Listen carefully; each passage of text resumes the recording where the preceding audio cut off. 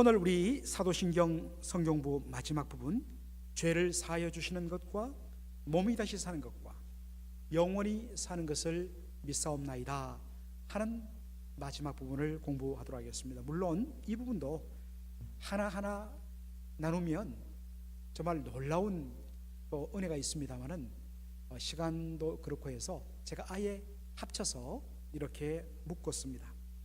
자, 여러분들, 우리가 예수 믿고 구원받고 하나님의 자녀가 되었다고 했을 때 자녀에게는 권세가 주어지고 특권이 주어집니다.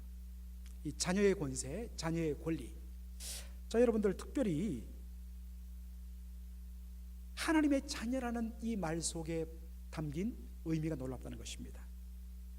자, 여러분들, 우리가 성경에서 하나님의 자녀 했을 때 우리는 그냥 아버지의 자식 정도로만 우리는 생각하는 경우가 많습니다. 그런데 성경에서 하나님의 자녀라고 하면 이 자녀란 말 속에 곧바로 직접적으로 와닿는 의미가 뭐냐면 하나님의 모든 것을 상속하는, 하나님의 모든 것을 상속하는 상속자의 특권을 가진다는 것입니다.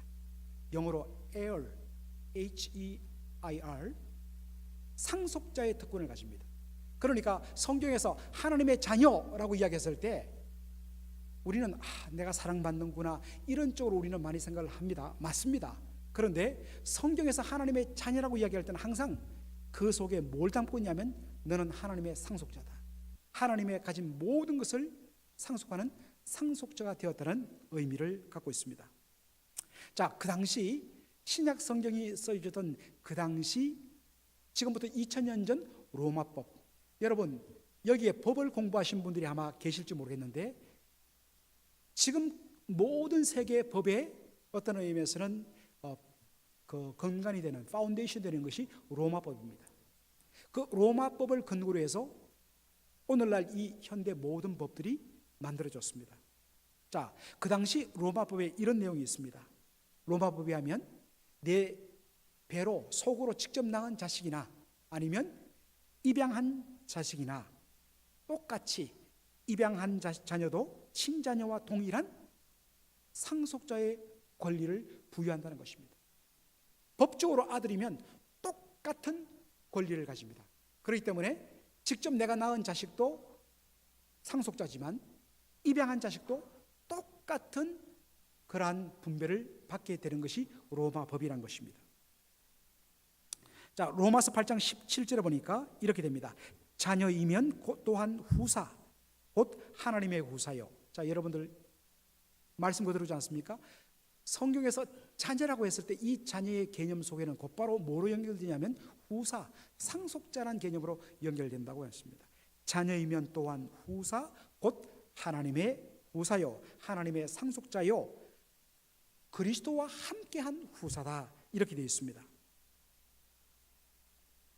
원래 우리는 하나님의 자녀라고 그렇게 불리울 수 없는, 하나님의 자녀가 될 자격이 없는 그런 자들이었습니다. 근본적으로 우리는 하나님에 의해서 지음받은 피조물에 불과하고 또 동시에 우리는 하나님을 대적하며 범죄한 하나님의 원수, 하나님께 범죄한 죄인이기 때문에 결코 우리는 하나님의 자녀가 될 수 없었는데 하나님의 전적인 은혜로 말미암아 우리가 하나님께 뭐가 되어서 입양되어서 어답티드 되어갖고 그래서 우리는 하나님의 자녀가 되었다는 것입니다. 그래서 여러분들 에베소서 1장 여러분들 4절 5절 보면 우리가 창세전에 그리스도 예수 안에서 우리가 예정되어서 하나님의 흠없고 점없는 하나님의 아들들 자녀가 되도록 우리는 그렇게 예정되었다 하는 말씀이 있는데 거기에 하나님의 아들들 하면 영어로 보면 하나님께로 입양되어진 자녀들이라고 그렇게 표현됩니다. 그래서 우리는 전적으로 하나님의 은혜로 말미암아 하나님의 자녀로 입양되어서 자녀가 되었는 그런 존재입니다. 자, 로마법에 의해서도 마찬가지지만 입양되어 하나님의 자녀가 된 결과 어떻습니까? 원래 하나님의 참 아들이신 예수 그리스도, 우리는 입양된 하나님의 자녀입니다. 그런데 하나님께서는 당신의 모든 것을 우리에게 상속하실 때, 우리로 말하면, 우리 한국 사람의 정서로 말하면, 그래도 내 속으로 낳은 자식 제일 큰 거 주고 입양한 자식들은 조금 적게 주는 것이 우리 정서인데, 로마법도 그렇지만 성경 말씀은 입양받은 우리 하나님의 자녀인 우리들도 하나님의 친아들이신 예수 그리스도와 동등한 상속자가 되게 하시는 것이 하나님의 뜻이라는 것입니다. 그 의미가 뭐냐면 그리스도와 씹은 그리스도와 함께 동등한 상속자의 특권을 누리게 된다는 것입니다. 이 말이 그리스도와 함께한 후사란 말의 의미입니다.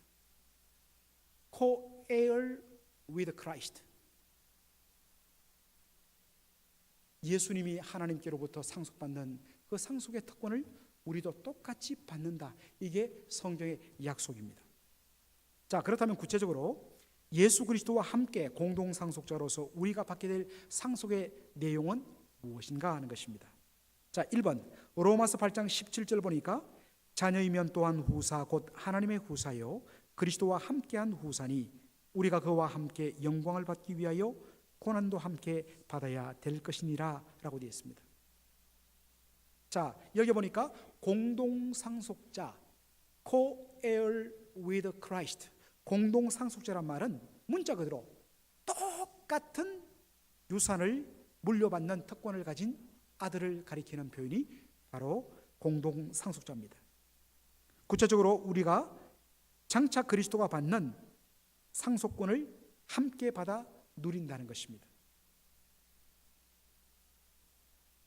자, 그런데 여러분들 4번 보시면 그런데 예수님이 얻으신 그 예수님의 영광, 여러분 예수님의 영광을 어디로부터 시작하냐면 예수님께서 십자가에 달려 죽으시고 순종하셨을 때 하나님께서 예수님을 다시 살리시는 부활로부터 시작합니다. 부활, 성천, 그 다음에 하나님 우편 보좌에 앉히셔서 하나님과 동등한 권세를 부여하시는 것, 이게 바로 예수님이 받으시는 영광이에요. 그런데 이 예수님의 모든 영광은 반드시 무엇을 전제로 한다고요? 십자가에 달려 죽는 순종을 전제로 한다는 것입니다. 자, 그래서 4번 예수께서 얻으신 영광은 그분의 십자가 고난을 순종도 마찬가지지만 십자가 고난을 바로 전제로 한다는 것입니다. 자, 그런 이유에서 5번 우리가 장차 하나님으로부터 예수님과 동등한 상속권을 가진 하나님의 자녀로 우리가 인정을 받고 그리스도와 동등한 영광을 장래 누리기 위해서 현재 무엇이 요구되냐면 그리스도와 함께 고난에 동참하는, 그리스도의 고난에 함께 동참하는 것이 요구된다는 것입니다.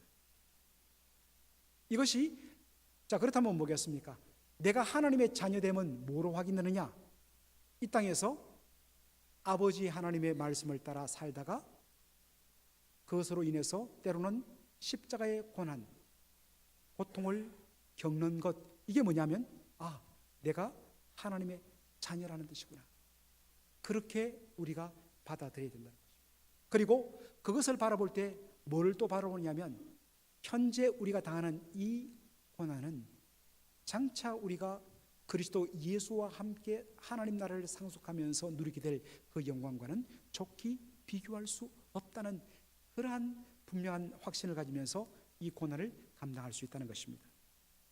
자, 그 다음 문제, 예수 그리스도가 당하신 고난을 한번 보도록 하겠습니다. 여러분, 1번 예수님은 근본 하나님의 본체로서 그 신적인 본질과 신적인 영광에 있어서 성부 하나님과 어떠하신 하나님요?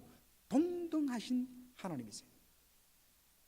그런데 빌립보서 2장 6절에 보니까 예수님께서 근본 하나님의 본체이시지만 하나님과 동등됨을 취할 것으로 여기지 아니하시고 자기를 비워 그 모든 영광을 내려놓으시고 사람의 몸을 입고 이 땅에 오시는 성육신 인카네이션을 단행하셨습니다.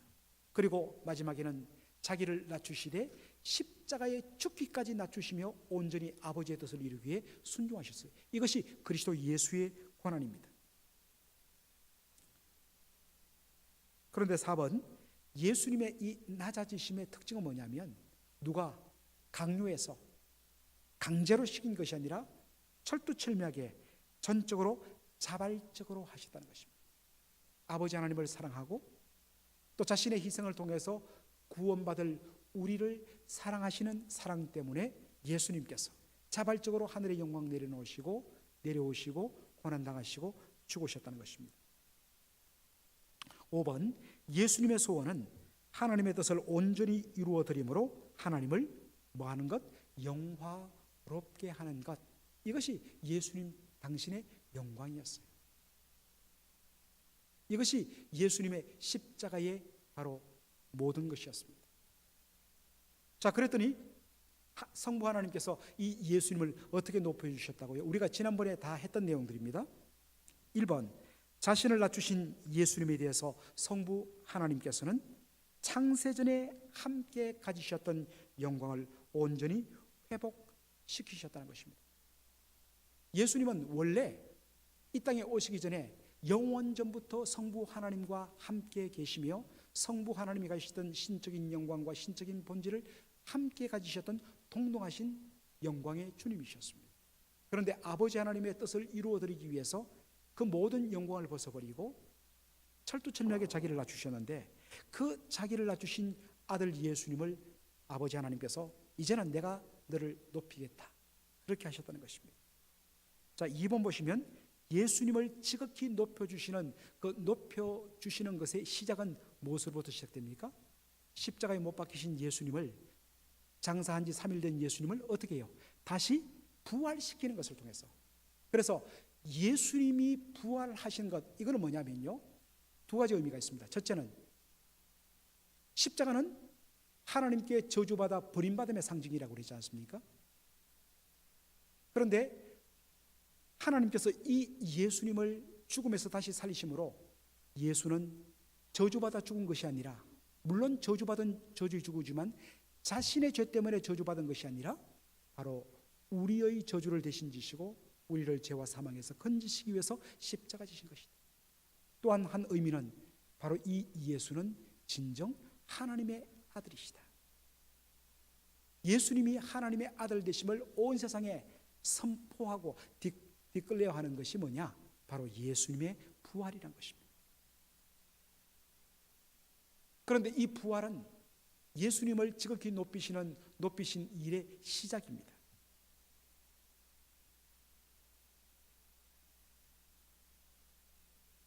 (5번) 보시면 모든 무릎을 그 이름 앞에 꿇게 하시고 모든 입으로 그를 뭐라 신게 하셨다고요? 주라 신게 하셨다.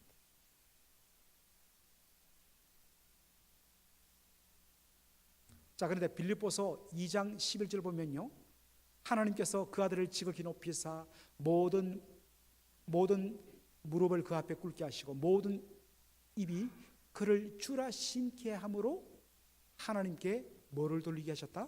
영광을 돌리게 하셨다.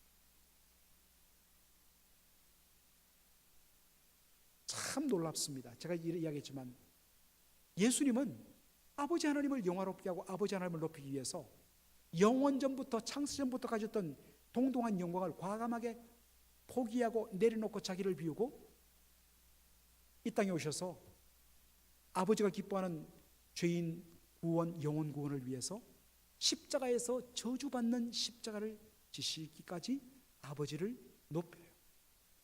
근데 아버지는 뭡니까? 자기 자신에게 돌려지는 영광을 나한테 돌리지 마라, 내 아들에게 돌려라.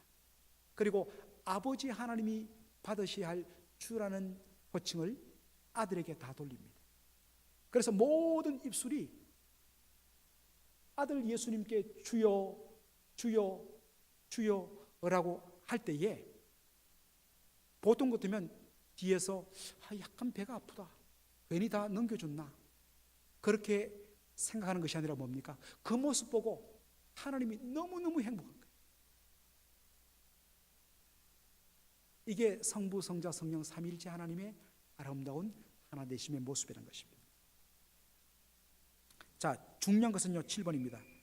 예수님이 받으신 영광, 십자가를 지고 철두철미하게 자기를 낮추신 예수님을 하나님께서 어떻습니까? 이 십자가를 지기 위해서 낮추시던 그 고난과는 상대가 안 될 정도로 그 아들 예수님을 높이시잖아요. 영광을 주시잖아요. 바로 똑같은 것을 우리에게 주시겠다는 것입니다. 우리도 하나님의 자녀지 않습니까? 그래서 우리가 예수님이 당하셨던 그 고난의 길들을 우리가 걸을 때 하나님께서는 바로 우리에게 장래, 정말 이것과는 비교할 수 없는 영광스러운 것으로 우리에게 주시겠다는 것입니다. 그래서 7번에 보니까 예수님이 받으신 영광은 예수님과 공동 상속자로서 우리가 장차 받을 영광을 그대로 반영한다라고 이야기하고 있습니다.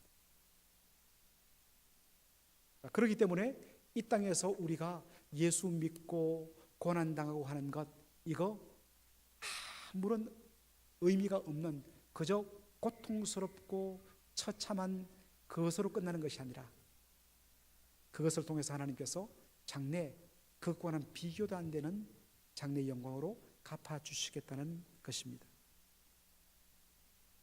자, 여러분들, 하나님의 자녀로서 우리가 장차 미래에 누릴 영광을 세 가지로 나눌 수 있는데, 첫 번째 영광은 뭐냐? 우리가 어떤 몸을 입게 돼요? 우리가 장차 어떤 몸을 입게 됩니까? 부활의 몸을 입게 되죠. 썩지 않고 병들지 않고 죽지 않는 신비하고 영광스러운 부활하신 주님께서 가지셨던 그 영광스러운 부활의 몸을 주님께서 우리에게 장래 영광으로 약속하십니다. 자, 여러분들 1번 보시면 현재 우리가 예수님을 믿음으로 말미암아 우리가 받는 것은 뭐겠습니까? 구원이죠. 어떤 구원입니까? 우리 영혼이 구원받습니다. 영혼 구원이죠. 그런데 반면에 분명 우리가 예수 믿고 구원받고 하나님의 자녀가 되었지만 어떻습니까? 우리 여기 이제 나이 드신 장로님, 권사님들 점차 쇠해져 가시고 또 한 번씩 아프셔갖고 한두 주 못 노기도 하시고, 분명하게 영혼은 구원받고 하나님의 자녀의 영광스러움을 갖고 있는데 여전히 뭡니까? 육신은 여전히 쇠하고 병들고 마침내 죽음에 이를 수밖에 없는 것이 우리의 현재 모습입니다. 자, 그런데 여러분 3번 보시면 예수님의 구원 계획을 보십시오. 하나님께서 예수님을 통해서 우리를 구원하시는 구원의 계획은요, 단순히 우리의 영혼뿐만 아니라 장차 우리의 육신까지 온전히 뭐 하는 겁니까? 온전히 구원하는 것이 하나님의 구원 계획입니다. 그래서 고린도전서 15장에 약속되어 있지 않습니까? 우리의 죽어서 썩어질 몸이 썩지 않을 그러한 부활의 몸, 썩지 아니할 부활의 몸을 덧입게 될 것이라고 약속하지 않습니까? 그래서 고린도전서 15장 51절로 52절을 우리 한 목소리로 읽어보겠습니다. 참 귀한 약속이에요. 이건 뭐 꼭 장례식 때만 우리가 하는 것이 아니라 여러분들 우리의 몸이 지치거나 아프거나 그럴 때 이 말씀이 얼마나 위안이 되는지 몰라요. 자, 다 같이 한번 읽어보겠습니다. 보라, 내가 너희에게 비밀을 말하노니 우리가 다 잠잘 것이 아니요 마지막 나팔에 순식간에 호련히 다 변하리니 나팔 소리가 나매 죽은 자들이 썩지 아니할 것으로 다시 살고 우리도 다시 변하리라. 이 썩을 것이 불갑을 썩지 아니할 것을 입겠고 이 죽을 것이 죽지 아니함을 입으리로다. 우리 주 예수 그리스도 이 땅에 다시 오는 그날 우리는 썩지 아니할 부활의 몸으로 변화받습니다.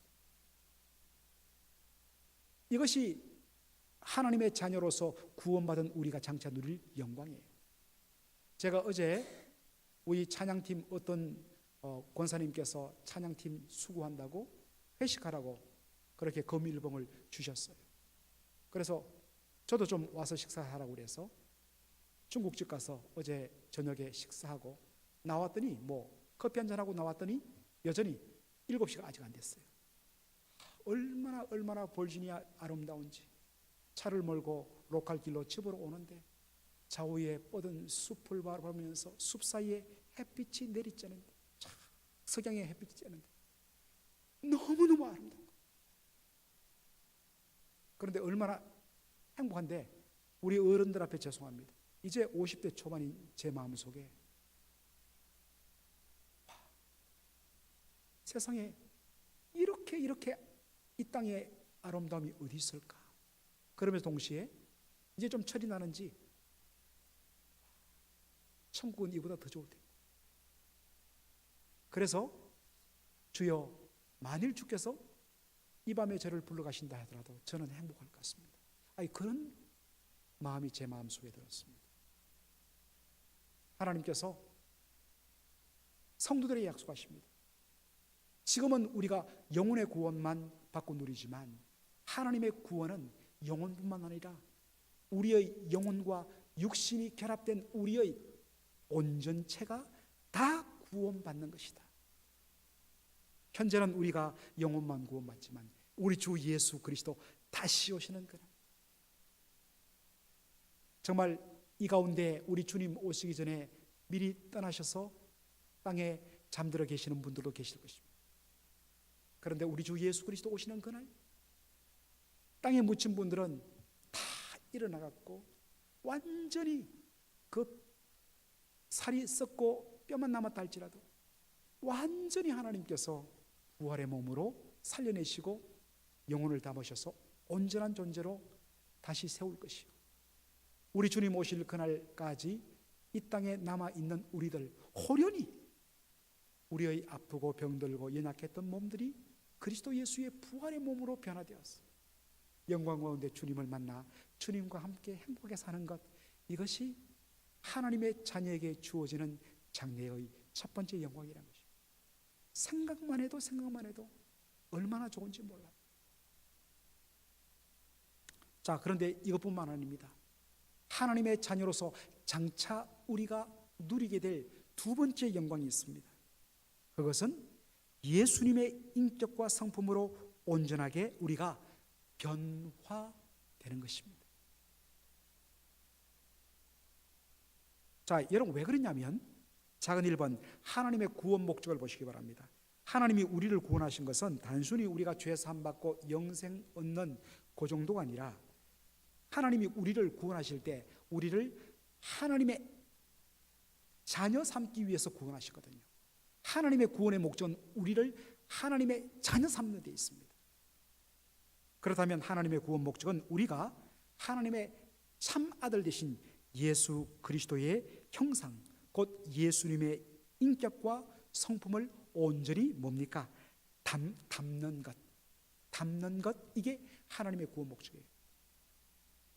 자, 그것을 로마서 8장 29절이 잘 보여주고 있죠. 하나님이 미리 아신 자로 또한 그 아들의 형상을 본받게 하기 위하여 미리 정하셨다. 미리 예정하셨다. 하나님이 우리를 예정하시고 그 예정하신 대로 구원하신 목적이 뭐냐?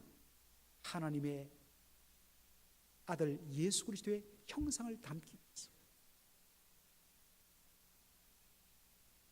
자, 여러분들, 바로 이것이 하나님이 우리를 구원으로 부르신 목적이요, 우리를 구원하신 이유이기 때문에 예수 믿고 구원받은 우리는 뭡니까? 끊임없이 누구를 닮아가야 하냐면 우리의 아버지 대신, 그리고 우리의 맏형 대신 예수 그리스도의 인격과 성품을 닮아가야 돼요. 이것을 가리켜서 뭐라고 이야기하냐면 sanctification, 성화라고 그래요. 거룩함이라고 해요. 자, 그런데 3번 보면 어떻습니까? 여러분, 우리가 하나님 자녀 되었어요. 하나님이 우리를 구원하신 목적은 하나님 자녀 삼는 것입니다. 그렇다면 하나님의 자녀는 마땅히 그 아버지를 닮아야 돼요. 우리는 하나님의 자녀인 것을 어떻게 세상 사람 앞에 우리가 확정하느냐? 딴 거 없습니다.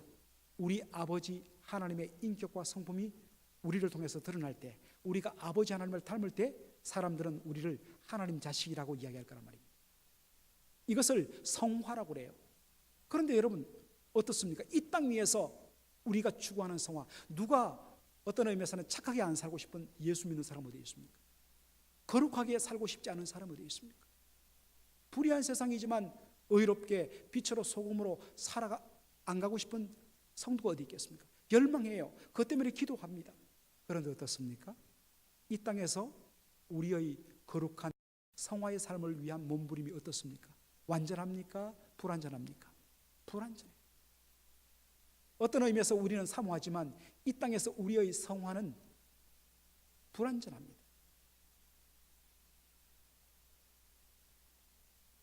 어떻습니까? 한 번씩 우리가 나름대로 기도하면서 착하게 좀 살고 예수 믿는 사람답게 살고 싶은데 자신도 모르게 분노를 억제하지 못하고 폭발하고 상처를 주고 나 때문에 고통당하는 사람들이 있을 때 내가 너무 나 자신이 밉잖아요. 이게 뭐냐, 이게 얼마나 후회가 돼요. 그러면서 그것 때문에 우리 회개하죠. 그런데도 분명하게 10년 전보다는 조금은 나아진 것 같은데 아직도 연약하고 부족하고 우리 스스로도 우리 자신에 대해서 실망할 때가 많잖아요. 그런데 4번 보십시오. 장차 우리가 누리게 될 두 번째 영광은 뭐냐면 하나님이 약속하세요. 우리 주 예수 그리스도 오시는 그날 하나님께서 우리는 하나님의 아들인데 이름만 하나님의 아들이고 하나님의 딸이지 실질적으로 하나님 닮는 구석이 부족해요.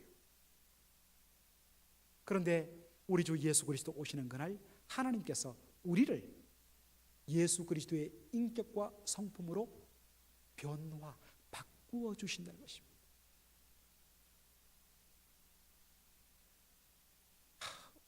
정말 그것 때문에 우리 예수님 빨리 왔으면 좋겠어요.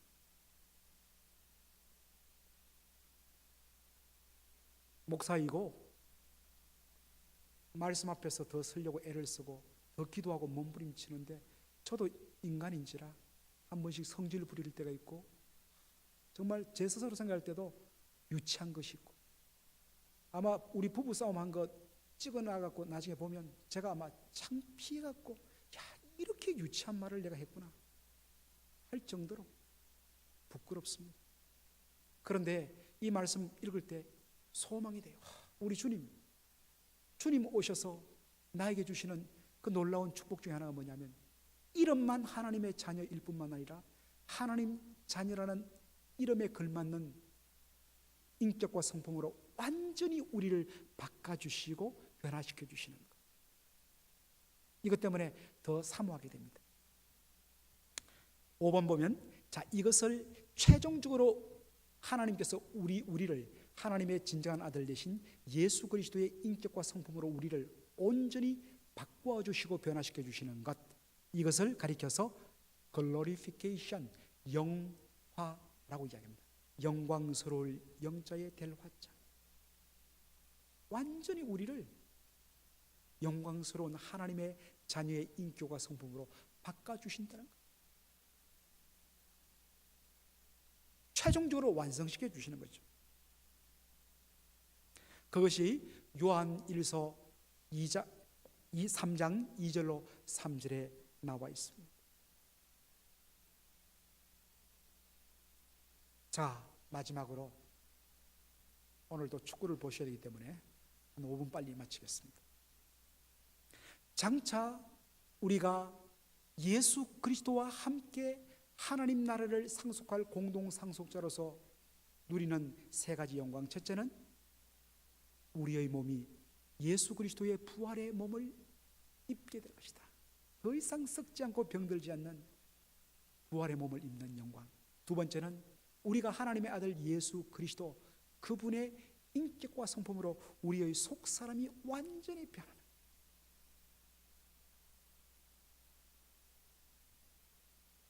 그 영광. 그리고 마지막 세 번째 영광은 우리가 주님과 더불어 무슨 노릇하는 건요?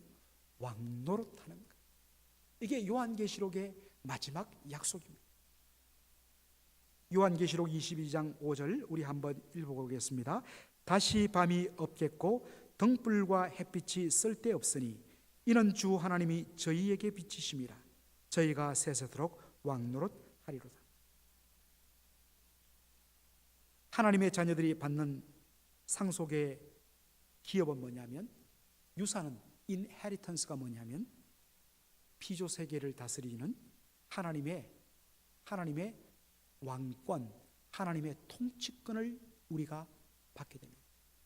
여러분들 다 이제 조금씩 형편이 다르겠지만, 예를 들어서 회사를 큰 걸 갖고 있는 분이 어떤 면에서는 아들에게 유산을 물려주면 그 회사의 경영권이 아들의 것이 됩니다. 집을 가지신 분이 이제 내 얼마 남지 않았구나, 이 집의 소유권을 내 자식에게 주겠다면 자식이 그 집의 소유권을 갖게 되어 있습니다. 이것이 자녀가 받는 유산입니다. 하나님께서는 우리를 하나님의 상속자로 삼으셨습니다. 이것이 하나님 자녀라는 말의 의미라고 했습니다.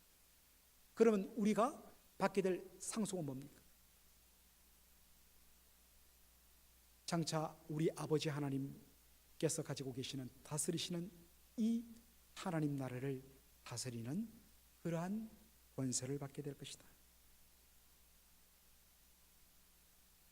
이 삼중적인 영광, 부활의 몸으로 바뀔 것이고, 우리의 인격과 성품이 그리스도 예수의 인격과 성품으로 온전히 변화될 것이고, 그리고 하나님 나라를 상속받아서 아버지 하나님과 예수 그리스도와 함께 그 영광된 축복을 누리며 사는 것, 이게 뭐냐?